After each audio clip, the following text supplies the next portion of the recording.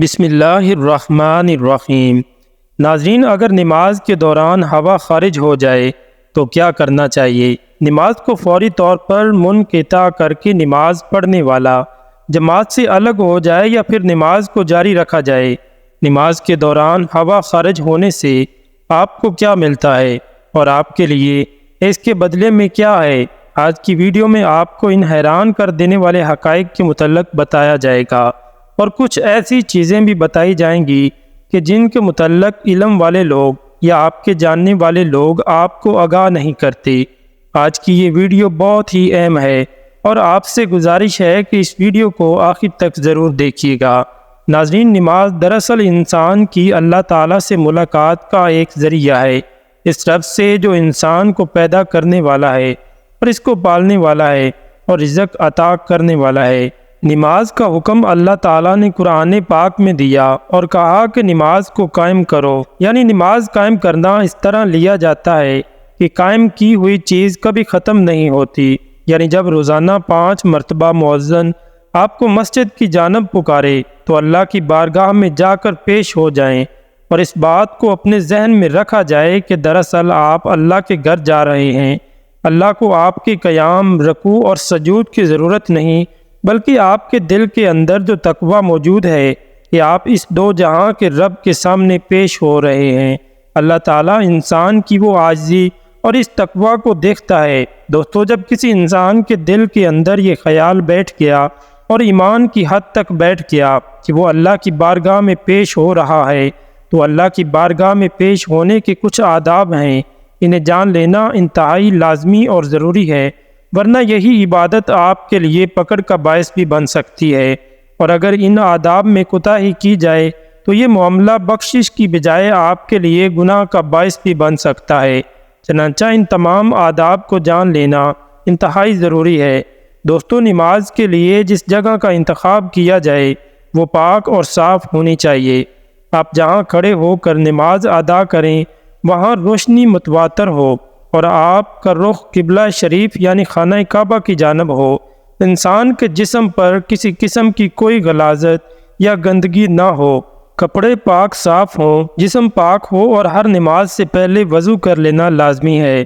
وضو کے چند فرائض ہیں جن کو پورا کرنا لازمی ہے، ورنہ ان کے بغیر وضو نہیں ہوگا، اور اگر کسی شخص کا وضو نہ ہو اور وہ نماز پڑھنے کے لیے مصلی پر کھڑا ہو جائے تو نتیجتاً نماز بھی نہیں ہوگی۔ ناظرین، جب وضو کر لیا جائے اور کوئی شخص نماز ادا کرنے کے لیے مصلی پر کھڑا ہو اور نماز ادا کر رہا ہو تو اپنے اس وضو کا خیال رکھے، کیونکہ اگر وضو ٹوٹ گیا تو اس کے نتیجے میں بھی نماز ٹوٹ جائے گی۔ اور اس سلسلے میں سب سے اہم مسئلہ اور سب سے اہم سوال یہ پوچھا جاتا ہے کہ اگر نماز کے دوران ہوا خارج ہو تو اس کے نتیجے میں کیا نماز سے الگ ہو جائے یا پھر نماز کو جاری رکھا جائے؟ ناظرین، یہاں پر آپ کے لیے ایک بہت ہی اہم واقعہ شیئر کرتے ہیں جس سے اس امر کی اہمیت کا آپ کو بخوبی اندازہ ہو جائے گا۔ بتایا جاتا ہے کہ اس رمضان 3 لوگ نماز تراویح ادا کر رہے تھے، یوں کہ ان میں ایک شخص امامت کروانے والا اور دیگر 2 مقتدی تھے۔ ایک چھوٹے سے کمرے کے اندر یہ نماز تراویح ادا کر رہے تھے، اور وہاں جب ایک شخص کی ہوا خارج ہوئی تو اس کی بدبو پورے کمرے میں پھیل گئی، یعنی تینوں افراد کو یہ اندازہ ہو چکا تھا کہ کسی ایک شخص کا وضو ٹوٹ گیا ہے، لیکن شرمندگی کے باعث کوئی ایک شخص بھی نماز سے الگ نہ ہوا اور یوں ہی مکمل نماز ادا کر لی تاکہ اسے شرمندہ نہ ہونا پڑے اور کسی کو اندازہ نہ ہو کہ اس کا وضو ٹوٹ چکا ہے۔ لہٰذا یہ ایک انتہائی شرمناک عمل تھا۔ ہونا یہ چاہیے تھا کہ فوراً امام کی جانب سے یہ رائے دی جاتی کہ تینوں افراد دوبارہ وضو کرتے ہیں تاکہ پردہ بھی رہ جاتا، جو کہ دین کا حکم ہے کہ پردہ ڈالا جائے، اور یوں نماز بھی دوبارہ ادا کی جاتی۔ لیکن ناظرین، ایسا نہیں ہوا۔ لہٰذا اب یہ جان لینا ضروری ہے کہ اگر ایسی صورتحال آپ کے ساتھ پیش آ جائے کہ ہوا خارج ہونے سے آپ کا وضو ٹوٹ جائے اور آپ حالت جماعت میں ہو، اور اگر آپ کسی صف کے درمیان میں موجود ہیں اور صف بھی پہلی ہو، تو آپ اس صف کو چھوڑ کر پیچھے ہٹ جائیں، نماز مکمل کریں یا دوبارہ وضو کر کے آئیں۔ اس حوالے سے علماء یہ بتاتے ہیں اور دین اسلام کی تعلیمات یہ ہیں کہ اگر وضو ٹوٹ جائے تو فوری طور پر نماز سے الگ ہو جائیں، دوبارہ وضو کریں اور نماز میں شامل ہو جائیں۔ حضرت اماں عائشہ صدیقہ رضی اللہ تعالی عنہ سے روایت ہے کہ حضور نبی کریم صلی اللہ علیہ وسلم نے فرمایا کہ مزی یا ہوا خارج ہونے کے نتیجے میں جو بھی شخص نماز ادا کر رہا ہو، اسے چاہیے کہ وہ فوراً نماز سے الگ ہو جائے، دوبارہ وضو کرے اور اس دوران کسی سے بات نہ کرے اور پھر نماز میں شامل ہو جائے۔ جو رکعت رہ جائے اس کو بعد میں ادا کر لے اور اپنی نماز کو مکمل کر لے۔